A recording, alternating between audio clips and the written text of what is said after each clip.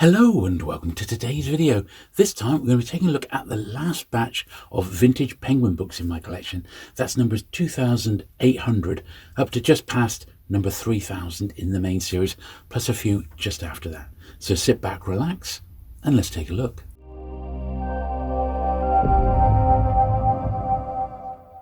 Okay, so this is sort of the tail end of my vintage Penguin main series collection. This one's number 2803. Kingsley Amis, The Anti-Death League, one of his great books. Cover illustration, Paul Pescaris did that one. It looks a little bit like John Lennon somehow, doesn't he, from this period. And date-wise, 1968, first published since 1966 in hardback, and 1968 for this this paperback edition. So these ones here are going to be the very sort of tail end, and I've got I don't know, about 100 or so. I definitely haven't got a lot. Obviously I concentrate on the first sort of 1,000 to 1,500. That's what I'm predominantly trying to finish off. But if books later than that period do come my way, then I do pick them up. So most of these are in pretty nice condition. There's a few sort of borderline ones that have been picked up at boot sales and things like that, but even so, I think it's worth including them here. So we got 2808, Shiloh. This one's got a cover by Heather Mansell. It's a crime title in actual fact there. Best thriller of its year, Crime Critics Award. It doesn't look anything like a crime, does it, when it's in the regular orange. Fires of Youth, James Lincoln Collier. And we do get some interesting Penguin cover design in this sort of period. We really do. From about 1966 upwards, it gets really, really interesting. That cover design, Peter Butler, GDU, Graphic Design Union, I guess, something along those lines. Here's a crime, one of the very tail end Judge D Adventures by Robert Van Gulik, The Willow Pattern. He edited Judge D. Remember, Penguin had published a couple of other ones by Robert Van Gulik. This is by far the toughest one to get, I think, this tail end one. Not quite sure why, but it was the toughest one I found. Thornton Wilder, The Eighth Day. The first novel for 20 years by the author of The Bridge of St. Louis.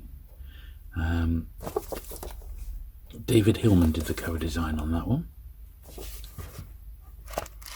There's a nice copy again of that. It's 2818. 2819, Thomas Berger, Little Big Man.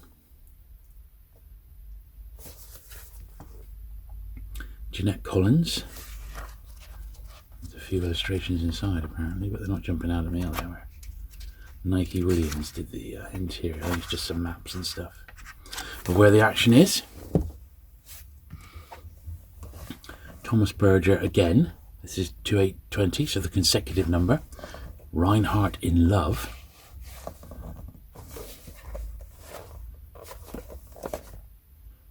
Yeah, same cover designer there, keeping uniformity. A Graham Greene, a tail end one for the vintage year anyway. Sense of Reality. Yeah, four shortish stories. Paul Hogarth cover. So quite a light little volume, that one, but it's Graham Greene, so they were able to get away with it because they knew there was a market for his stuff. And here's another one as well, a tail end one, In Search of a Character.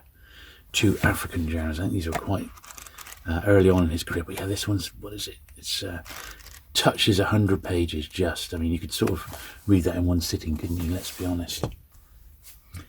Crime one again. I remember having this one for a long time. Nothing to do with the Netflix series. This was a House of Cards movie, or a movie called House of Cards. George Peppard, and that's who that is on the front. Looking a bit young, before his 18 days. Another Robert Van Gulik. This is the lacquer screen. Goes along with the Willow Pattern. Another scarce tail end Judge D title. These two, quite scarce, and I wouldn't mind getting better copies, but they always seem very well read when they turn up. The Wapshot Scandal. This one looks like it's yeah, it doesn't say it's non-fiction. Klein Peters Limited, the cover.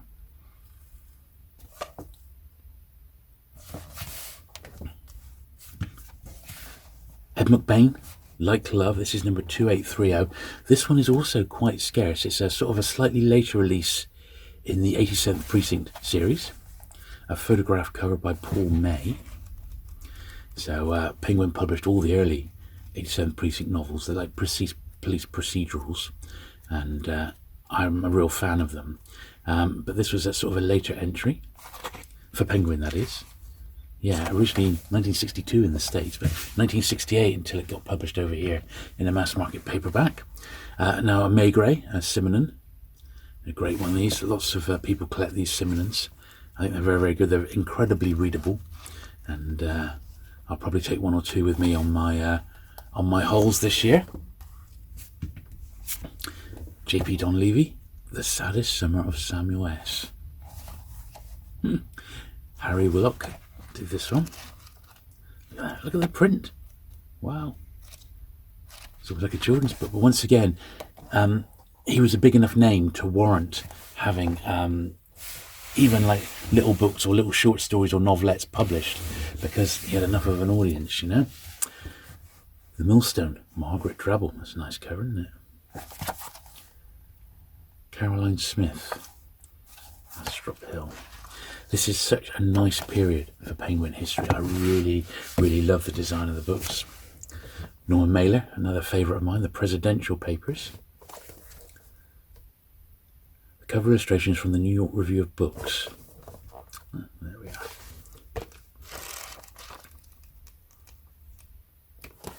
Yeah, good stuff.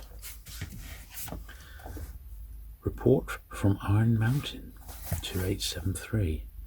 Jeanette Collins did the cover design again on that one. Penguin Book of Italian short stories. So Penguin did a series of these. I'm not 100% sure how many are in the line where they've got this like tasseled bookmark along the front with different countries' flags. I've definitely got a few of them. We may even see a couple more today, but I'd quite like to see how many of these they actually did in this format. I'm quite a fan of short stories, and this has got a cover design by none other than David Pelham, so that's pretty cool, isn't it? Square's Progress, a nice bright of its time cover, that one, isn't it? 2893. How a good solid square American went to pieces and made good. No cover design I noted on the back there. I think it is of interest, certainly. Maybe in the author or just a house artist. No one noted. And this is one of just a couple of B format books. You remember Penguin have been publishing, well, probably for the last sort of decade, they've been publishing these B format cartoon books, and this is the last one I've got in my vintage collection. So it's Penguin Mel Cameron, who I really like. He's got a very, very distinctive style. He also did a lot of covers for Penguin. If you've seen the previous videos, you would have seen some covers designed by him. And we also had an Alan Lane Christmas book, which I have got. It's called Of Such the Ripper Years, I think, which is another cartoon book by Mel Cameron. So, yeah, really, really great French cartoonist. A late entry to the Hornblower series, Hornblower and the Hotspur. I believe this might even be the very last one. I can't remember for sure. No, that's Hornblower and the Crisis, isn't it? There was one that Forster was writing when he passed away. It might even be Hornblower and the Atropes. I can't remember off the top of my head. But there's the nice, beautiful Penguin, and they did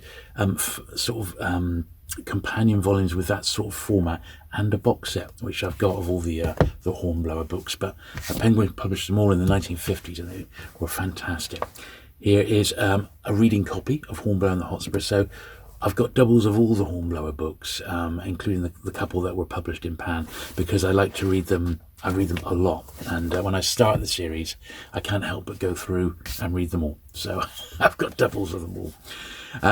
The Return of Hyman Rapler. Look at that. Russell and Hitchens Incorporates, an American design company there, did the jacket for that one. We're still in 1968. Publishing date. My Dear Timothy. This is the autobiographical letter to his grandson by Victor Gollancz, the famous publisher. They'd already done one of his earlier, which I'm not sure, it must have been in print at the time this was published. It's done in a glance yellow jacket style, like the glance hardbacks were. Assassins, look at that. Assassins. Nice use of a picture jacket on that one. Cover design by Holmes Kitley, photographed by Michael King. Really nice, sort of bright copy of that one. As I said, on the whole, I try and have nice copies if I can find them. Else I'm happy to leave them until these later ones, until a better one sort of comes my way, really. The middling, A.L. Barker. But sometimes, as any sort of book collector will know, when you're out and about and you've had a bit of a poor day for pickings, you end up just picking something a bit low grade, just so you can see you got something. Richard Eckford once again did the cover design on that one. A Crime, A House in Order, Nigel Dennis. Not such a fan of these ones which are just like typographical with just a little picture. Not so much of a fan of those, which is a lot like what today's books are. The Blinder, Barry Hines. Probably recognise him from Kessel for a Knave, or Kess as it's most commonly known. Grant Grimbley did the cover to that one. Very nice. Let's slide them round there. Get another pile going. John Rees, Good Morning Midnight. Great author. Faith Jacques did the one on that. And what's slightly surprising about a lot of these is that there's so many thin little tomes rather than thicker works. It may just be coincidence, but just weird that. Another Norman Mailer, as I said, I am quite a fan of his. 2969 this is. The Armies of the Night. And we've got quite a bit of science fiction coming up because Penguin got quite into it in the 1960s as it became much more popular. And here is one, in fact, Bill the Galactic Hero. This is 2970. Big fan of Harry Harrison. I've got most of his early stuff now in British and American editions. I like them both. My favourite character is Jim DeGrees from The Stainless Steel Rat, but I like him as a writer. He's quite good fun. Another Ed McBain, Doll. Wendy Coates-Smith, bit more of a tattier copy this one, but I am a big McBain fan, I really am. 1969 this one, so 53 years ago now. A modern classic, Roderick Hudson, Henry James. 2982. With these modern classics, they tend to take like a classic painting and put those on the front. When they were published, these ones. Yet another Robert Van Gulik, a tail end one again, The Red Pavilion. Chinese detective. So scarce, these ones. Honestly, you just cannot find them. So if you ever stumble across any of the 5, is it Robert Van Gulik's in Penguin, grab them. Here is the famous Barry Hines, Kestrel for a Knave, now filmed as Kess. So this is probably his most famous work, in all honesty. And just check, I have got a first of this. Yeah, that's the very first Penguin edition from 1969. I mean, I can't tell you how many times that's been reprinted. Probably a couple of hundred. It's such a big book and often studied at schools. Great film as well. Next we've got Bullet by Robert L. Pike. Penguin number 2999. It was a brilliant, it was adapted into a great Steve McQueen movie.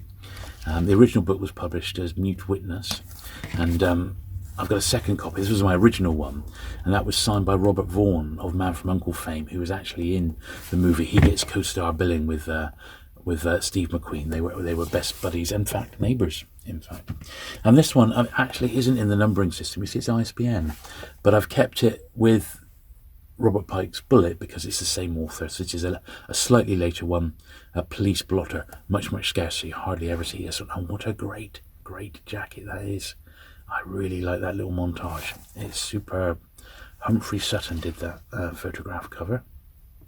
And this is 1970. So my post-3000 Penguins don't go much past about 1975. Then they're just part of my normal book collection. Now, as a bit of a postscript to the Alan Lane years, Penguin published Ulysses as Penguin number 3000. There we are, Penguin Modern Classic. And it sort of bookended Alan Lane's career as the creator and founder of Penguin Books. This is I've had 3 or 4 copies of this. This is by far the best one. It hardly ever turns up in nice condition. And it was fitting because Alan Lane first published Ulysses, all those years ago at the Bodley Head, the first sort of British edition. There it is, it's mentioned there. First published by the Bodley Head in 1936. And all these years later, upon Alan Lane's retirement as the head of Penguin, they published Ulysses, and a fantastic edition it is too. Very, very nice way to read it, that one. But that didn't stop the numbering, so it did carry on. This is still all pre-ISBN. So we've got numbers 3002, Michael Innes, Applebee's End. As I said, the Penguin numbering system is sort of, when ISBNs came in, that's sort of when I stopped collecting, unless it's something a bit special, which, you know, we've got a few to see in a minute. 3006, Penelope Mortimer. My friend says it's bulletproof. Minel, Tattersfield, Provincial.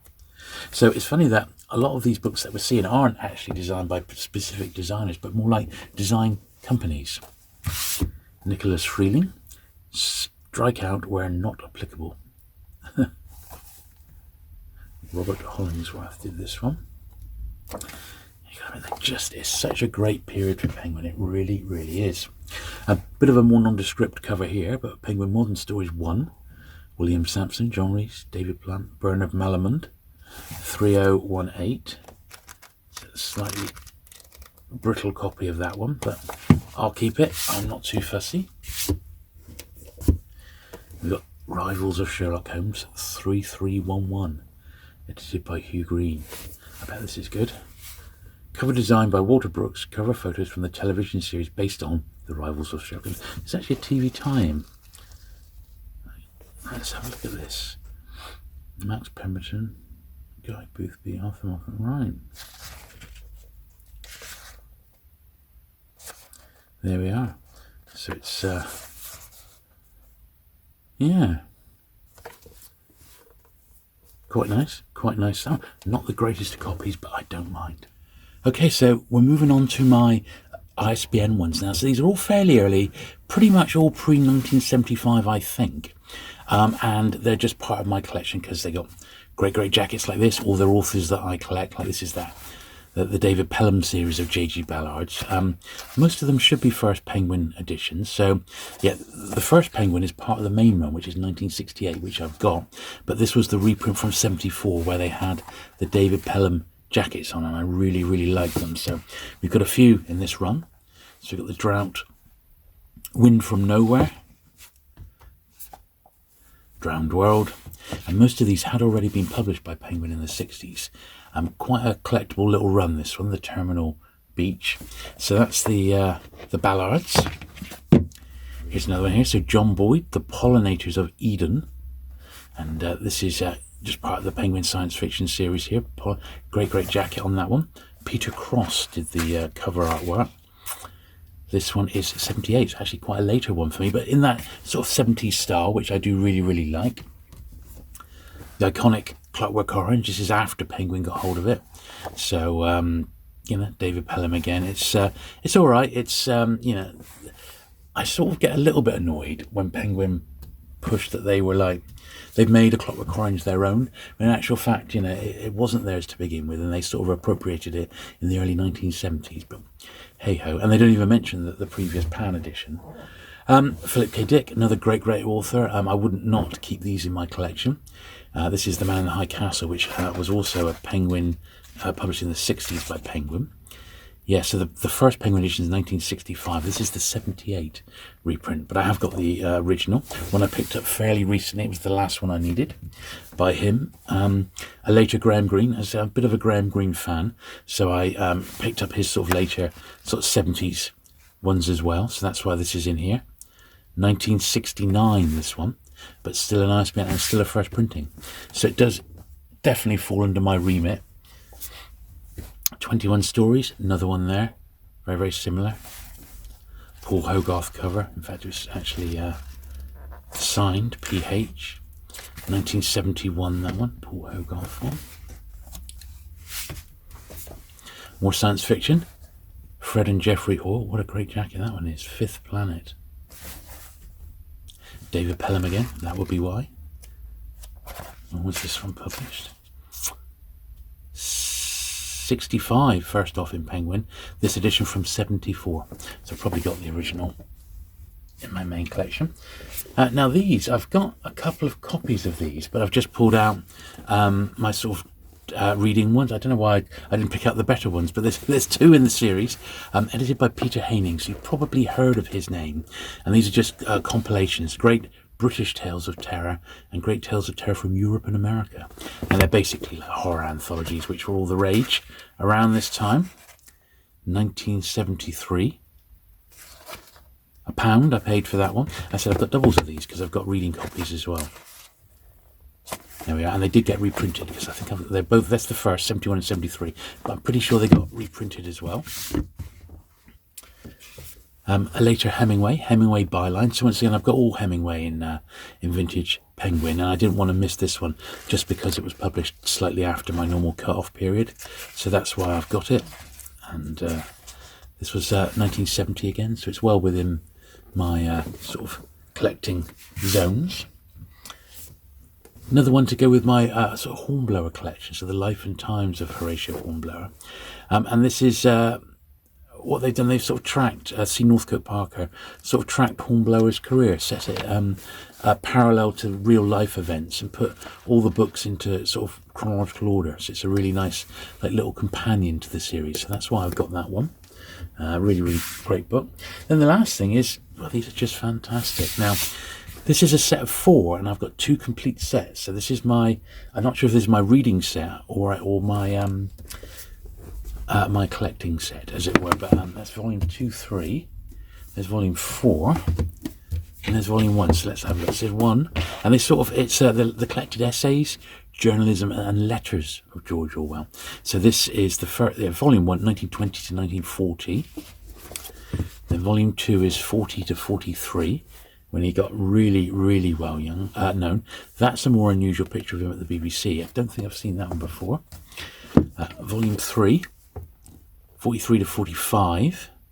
And then volume 4, the final one, is 1945 up until his death in 1950.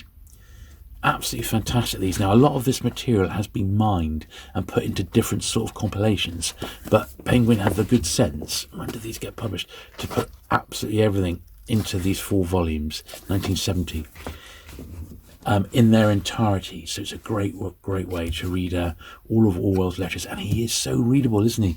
I think absolutely fantastic. So if you like a bit of Eric Blair, George Orwell, you definitely want to track down a set of those. They tend to go, I've picked up a couple of sets now. I got one set really cheap, like £1 each, but generally online they're about £15 to £20, and that's an absolute steal when you see how much good stuff you get to read within there. So there you go. I hope you liked that look at my very tail end vintage Penguin books for the main series. Even though this is the tail end of my collection, even all the stuff we've seen today is pretty much 50 or more years old, so it is most definitely vintage, but certainly not vintage from the 30s like the early Penguin stuff. So there we are. So we have actually now wrapped out my complete vintage Penguin main series collection, which I started filming well over 3-4 years ago now.